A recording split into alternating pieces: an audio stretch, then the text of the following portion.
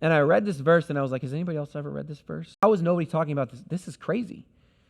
I read it and I wrestled through. I prayed to God. I said, God, I don't know if I understand this verse. It seems to make sense to me. You're saying I'll do greater things than you, Jesus, but that's what it seems like. But that seems crazy, Jesus.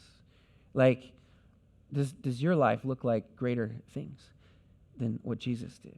I read this verse and I'm like, Jesus, I just read 2 chapters earlier, you brought Lazarus back from the dead. Greater things? Are you sure you mean that? Is this a metaphor, Jesus? Because that sounds like I want that, but that sounds crazy, Jesus. Is that true?